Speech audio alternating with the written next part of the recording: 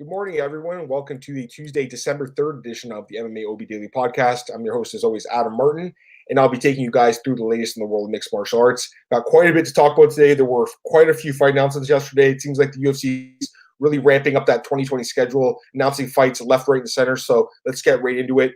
First fight I want to talk about here is a really intriguing light heavyweight bout. It's actually a rematch between Corey Anderson and Jan Blachowicz. It's going to be the main event of UFC Rio Rancho. That's February 15th in Rio Rancho, New Mexico. Really like this fight. It makes a lot of sense. Corey Anderson, 13-4 in his MMA career, including a 10-4 record in the UFC. He's actually on a 4-fight win streak, coming off, obviously, the biggest win of his career over Johnny Walker. Knocked him out in the first round. Great win at UFC 244. He also beat Ilir Latifi and Glover Teixeira during that win streak. He's looked really good as of late. The guy's just closing in on a title shot, but obviously they gave it to Dominic Reyes. And he takes on Jan Blachowicz here, who's in a very similar spot, 25-8 record, including an 8-5 record in the UFC. But he's won 6 of his last 7 fights. He's looked amazing. You know, at one point, this guy had gone 2-4 in his first 6 fights in the UFC. Since then, 6-1. So he's been extremely impressive lately. Obviously, the Jacare Souza fight wasn't the greatest fight, but he still got his hand raised. So that was a big win on his resume. Knocked out Luke Rocco before that. Also has wins over Jimmy Manuwa, Jared Cannonier, Nikita Krylov, and Ilir Latifi as well. So they have a common opponent there. Great fight. These guys have fought before. I have to mention that. UFC 191 back in 2015. Corey Anderson won a decision by basically out-wrestling Blachowicz, whose wrestling and takedown defense have improved a lot over the years. So this is a pretty interesting fight, a close fight. I think you have to favor Anderson based on the fact he did win the first fight, and also the fact he's a bit younger, and also the fact that he looks to be improving at maybe a quicker pace than Blachowicz. But Blachowicz has that takedown defense, and he's got striking too. So don't count out this fight. We've seen Corey Anderson get knocked out brutally in the past, most notably by Ovin St. Preux and Jimmy Manuwa. So this fight, honestly, could go either way, but I do kind of lean Corey Anderson a little bit. The athleticism, the youth, and the wrestling, I think, will probably win him the fight. But it's a very good fight, interesting matchup. I think it's going to be a lot closer than the first time these guys met. The fact it's 5 rounds makes it a little bit more intriguing as well. UFC 248 gets a title fight here. So UFC 248 will take place in March. I believe it's March 7th. There's no venue announced yet, but most people are assuming this will take place in Las Vegas. Main event is rumored to be Yoel Romero against Israel Adesanya for the UFC Middleweight Championship. So, again, no announcement yet, but if I had to guess, that probably is going to be the main event, and this will be the co-main. This makes more sense of the co-main. Weili Zhang, she's looked amazing. Again, 30 years old. 21 record, 19-fight win streak, hasn't lost since her debut back in 2013. She's on a 4-fight win streak in the UFC. She just beat Jessica Andrade by TKO in the first round at UFC Shenzhen over the summer. Looked incredible in that fight. So an amazing performance, an eye-opening performance. It showed that she really is one of the elite fighters in that division. Obviously, she's a champion, so she's the best fighter in the division at the moment. Takes on Joanna Jedrzejczyk here. Joanna, former champion, longtime champ, made 5 title defenses between 2015 and 2017. She is 16-3, including a 10-3 record in the UFC, and she's coming off a nice win over Michelle Waterson. She's actually won 2 of her last 3 fights. Obviously, Joanna is at a bit of a decline, I think. She's not as dominant as she once was a few years ago, but still a very dangerous fighter. Great matchup, 2 strikers, 2 women that really don't like each other. I love this matchup. Should be a great fight. It's hard to say who's going to win this one. I think you have to kind of lean towards Zhang because of the win streak and just the dominance, but Joanna matches up pretty well stylistically with that striking. So very close fight, can go either way, but I guess my initial lean would be towards Zhang. I have a few other fight announcements we'll talk about in a second, but I want to get to some news first before I get to that. So I want to start with this one. Really sad stuff here, obviously. Nia Blanchard, daughter of Walt Harris, she was actually shot dead. The medical examiner confirmed that. So very upsetting news there. Man responsible for her alleged murder has been charged with capital murder, and he's been the prosecutors will be seeking the death penalty. I'm just going to pull this guy's name out. He's just obviously a scumbag. Ibrahim Yazid, 29 years old. The DA in Alabama confirmed the news that it's a gunshot wound and that killed her, and they have upgraded the charges from, I think it was like alleged kidnapping to capital murder. So the highest charge possible. Capital murders, I believe, when someone kills someone during another act of a criminal act as well. So obviously in this case it was kidnapping, and then she was murdered. So this guy, I mean, he better have a good lawyer, but I think that this guy is going to be if I had to guess, I mean, it looks like they have a lot of evidence against them. You could definitely be sentenced to death. So once again, I'm not a lawyer, so I can't really speculate too much more than that. But just based on what I've read, they obviously think they have a good chance to convict this guy of the death penalty. So just upsetting news. Obviously, feel bad for Walt Harris and his family. Just terrible, terrible news. He was actually supposed to fight this weekend against Alistair Overeem. Yarzino Rosenstruck got the opportunity instead. So once again, just my deepest condolences to Walt Harris and his family for the death of Ania Blanchard. Just terrible news. But I do want to say that the DA in his interview, he credited the policemen for their swiftness and acting, and you have to give the props up to the guys in the policemen down there in Alabama. They did an amazing job finding the body. Obviously, that's no solace to Walt Harris. They obviously wanted to find their daughter alive and well, but at least they found the body, and they will be able to get some justice, hopefully, for the death and the murder of Ania Blanchard. Really, really sad stuff. But these guys did a great job. These policemen down in Alabama. A couple other things here. Johnny Walker's back in the news. Johnny Walker, obviously coming off that knockout loss to Corey Anderson, just mentioned a few minutes ago. He wants to fight Chris Weidman, and the reason he wants to fight him is because he wants to avenge Anderson Silva's losses back in 2013. Johnny Walker says Anderson is one of his idols, and he wants to avenge losses. So great fight, makes a lot of sense. Chris Weidman has not decided what he wants to do next. He could retire. I think he'll fight again, though, personally. Just, is it going to be a 205 or 185? He didn't look very good against Dominic Reyes. Got knocked out. Maybe he goes back to 185. But if he does fight at 205, I think the Johnny Walker fight makes a lot of sense. And to be completely honest, I think Chris Weidman actually has a chance to win this fight. Johnny Walker has been knocked out a few times in the past. He can, I think, be out-wrestled possibly too. So it's an interesting fight. I think I would favor Walker if it happened based on the youth and just the sheer knockout power. But Chris Weidman does have a chance to win that fight.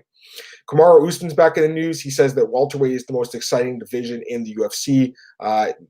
What do you guys think? I mean, for me, it's lightweight personally, but I think welterweight's up there for sure. It's probably in the top 3 divisions. I would say lightweight though, but welterweight definitely has a good chance for the argument for sure. Like you have Usman, Covington, Masvidal, Nate Diaz, Leon Edwards, Tyron Woodley. There's tons of good fighters. So welterweight's definitely up there. I think it's top 3, but I would go with lightweight with Khabib, Tony Ferguson, Conor. I guess Conor's the welterweight now. Actually, I even strengthens Usman's argument. But lightweight, we have Dustin Poirier, Justin Gaethje. There's so many good fighters there. So that would be my pick. I'm curious to see what you guys say. Throw a comment in if you want. About what do you think is the best weight division in the UFC? A couple other fight announcements here I want to get to. UFC 246 will be getting Holly Holm versus Raquel Pennington. This is a rebooking. These women were supposed to fight a few months ago. And again, this is a rematch, actually. They have fought before in the past. I'm going to pull them up here. They fought back in 2015. Yeah, Raquel Pennington lost a split decision. It was a really close fight. A lot of people thought she won. It was actually Holly Holm's UFC debut.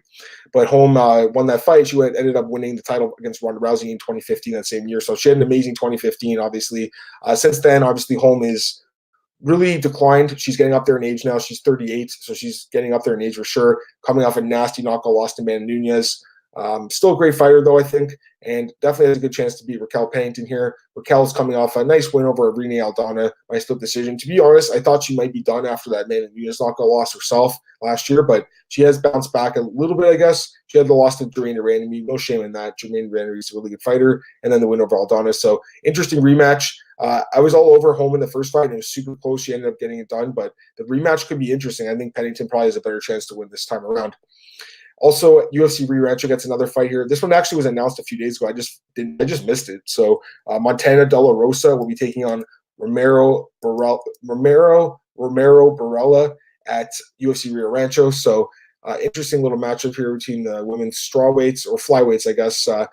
Martel Delarosa, I do like her quite a bit. She's 3-1 in the UFC. Coming off a loss to Andrea Lee, but before that, looked really good. She has great ground game, very dangerous fighter. So I'm a big fan of her. I think she's a really good fighter. Obviously, her husband, Mark Delarosa, is also in the UFC as well. And she'll be taking on Romero Borella. Very kind of tongue twister name there.